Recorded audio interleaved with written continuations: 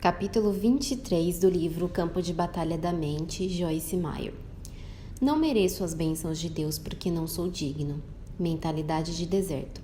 Disse mais o Senhor a Josué: Hoje removi de vós o opróbrio do Egito, pelo que o nome daquele lugar se chamou Gilgal, removendo até o dia de hoje. Josué 5, versículo 9.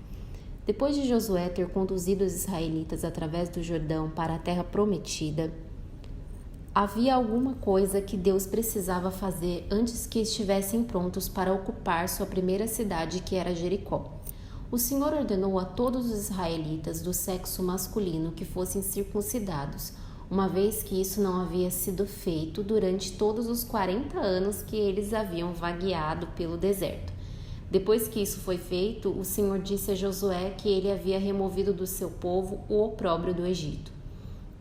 Alguns versos à frente, no capítulo 6, o relato começa com a forma como Deus conduziu seus filhos para dominar e conquistar Jericó, porque o opróbrio precisava ser retirado dele antes. O que é um opróbrio? O opróbrio definido. A palavra opróbrio significa culpa, desgraça, vergonha. Quando Deus disse que ele iria remover dos israelitas o opróbrio do Egito, ele estava enfatizando algo. O Egito representa o mundo. Depois de estarmos alguns anos no mundo e nos termos tornado mundanos, é preciso que a vergonha seja removida, por causa das coisas que eu tinha feito e que tinham sido feitas a mim. Eu tinha uma natureza baseada na vergonha. Culpava-me pelo que tinha acontecido comigo, ainda que a maior parte tivesse acontecido na minha infância, e não houvesse nada que eu pudesse ter feito para evitar. Eu disse que a graça é o poder de Deus vindo a nós, como um dom gratuito para nos ajudar a fazer com facilidade o que nós mesmos não podemos fazer. Deus quer nos dar graça e Satanás quer nos dar desgraça, que é outra palavra para o opróbrio. A desgraça me disse que eu não era boa, não merecia o amor ou a ajuda de Deus. A vergonha havia envenenado o meu íntimo e eu estava não apenas envergonhada do que me tinha sido feito, mas estava envergonhada de mim mesma. Bem lá no fundo, não gostava de mim. O fato de Deus remover de nós a vergonha significa que cada um de nós deve receber por si mesmo o perdão que Ele está oferecendo por todos os nossos pecados passados. Você deve perceber que jamais pode merecer as bênçãos de Deus. Você jamais pode ser merecedor delas.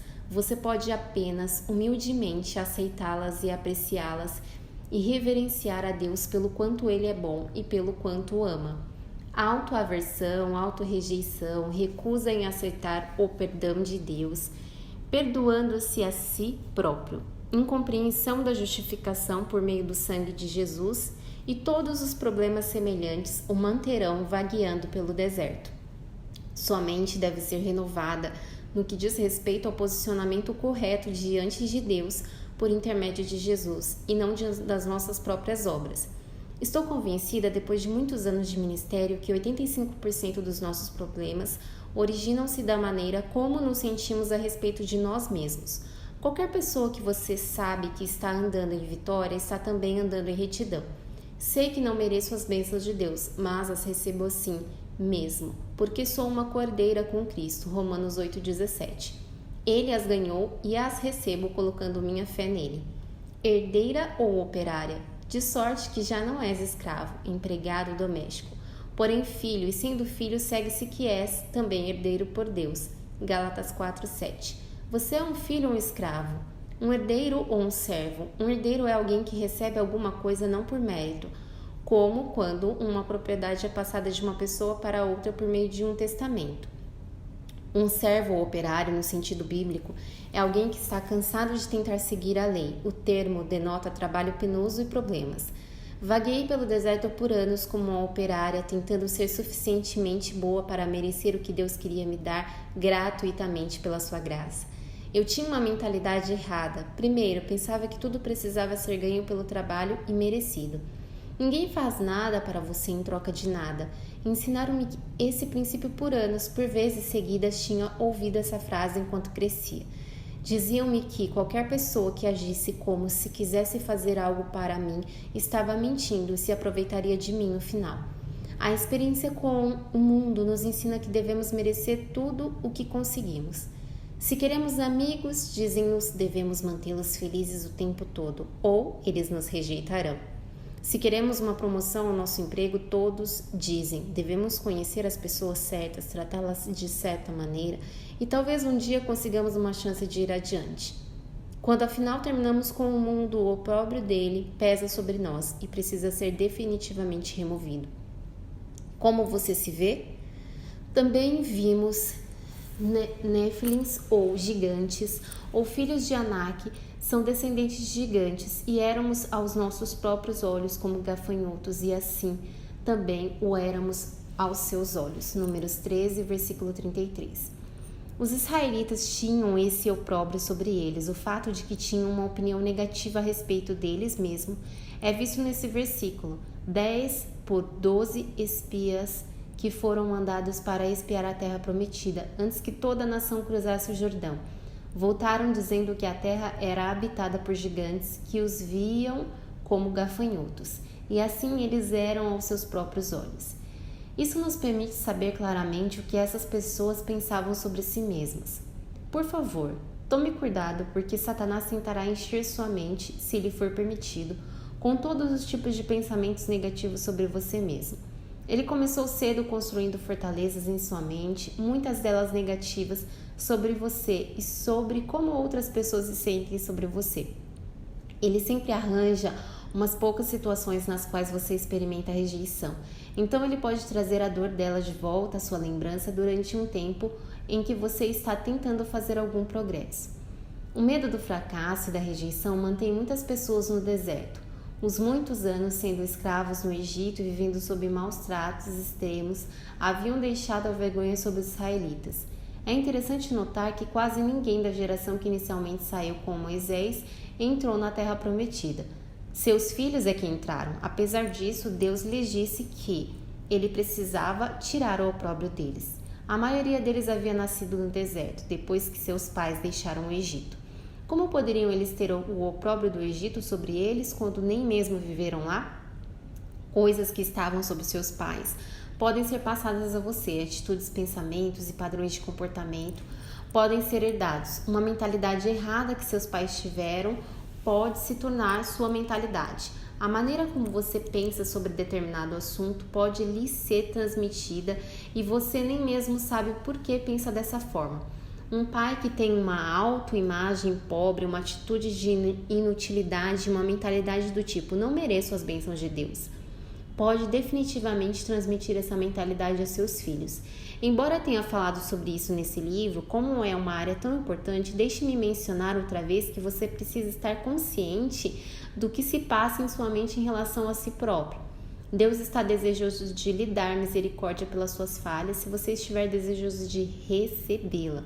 Ele não recompensa o perfeito que não tem falhas e jamais comete erros, mas aqueles que põem sua fé e a sua confiança nele. A sua fé em Deus lhe agrada. De fato, sem fé é impossível agradar e satisfazer a Deus, porquanto é necessário que aquele que se aproxima de Deus creia necessariamente que ele existe e que se torna galardoador dos que o buscam sinceramente e diligentemente. Hebreus 11, versículo 6. Por favor, note que sem fé você não pode agradar a Deus, portanto, sejam quantas forem as boas obras que você faz, isso não o agradará se forem feitas para comprar seu favor. Qualquer coisa que façamos por Deus deveria ser porque o amamos, não porque estamos tentando conseguir alguma coisa dele. Essa passagem poderosa diz que Deus é um galardoador daqueles que o buscam diligentemente. Eu me regozijei quando finalmente vi isso. Sei que cometi muitos erros no passado, mas também sei que tenho buscado o Senhor diligentemente com todo o meu coração. Isso significa que me qualifico para as recompensas. Decidi muito tempo atrás que receberia todas as bênçãos que Deus quisesse me dar. O Senhor queria levar os israelitas à terra prometida e abençoá-los além dos seus sonhos mais extraordinários. Mas primeiro ele tinha de remover o opróbrio deles. Eles não poderiam receber dele adequadamente enquanto estivessem oprimidos com vergonha, culpa e desgraça, acima do opróbrio. Assim como por seu amor nos escolheu, na verdade ele nos tomou para si próprio como propriedade dele. nele, em Cristo, antes da fundação do mundo, para sermos santos, consagrados e separados para ele e irrepreensíveis perante ele e em amor. Efésios 1:4. Essa é uma passagem maravilhosa. Nela o Senhor nos diz que somos dele e estabelece o que ele quer para nós. Que saibamos que somos amados, especiais, valiosos e que deveríamos ser santos, irrepreensíveis e estar acima do opróbrio. Naturalmente deveríamos fazer o possível para vivermos uma vida santa. Mas, graças a Deus, quando cometemos erros, podemos ser perdoados e restaurados à santidade, feitos outra vez, irrepreensíveis e acima do opróbrio. Tudo nele.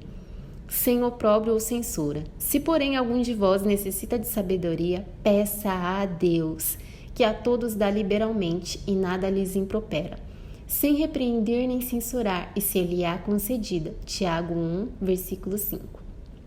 Essa é outra grande passagem que nos ensina a receber de Deus livres de qualquer vergonha. Tiago tinha estado falando a pessoas que estavam experimentando provações e agora ele está lhes dizendo que se precisassem de sabedoria na situação deles, deveriam pedir a Deus. Ele lhes assegura que não os repreenderá nem censurará, ele simplesmente os ajudará.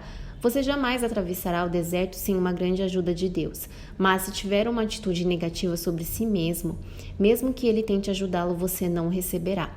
Se você desejar ter uma vida vitoriosa, poderosa e positiva, não pode ser negativo sobre si mesmo. Não olhe apenas para quão longe terá de ir, mas para quão longe você já chegou. Considere seu progresso e lembre-se de Filipenses 1:6. Estou plenamente certo de que aquele que começou a boa obra em vós há de completá-la até o dia de Jesus Cristo. Pense e fale positivamente sobre si mesmo.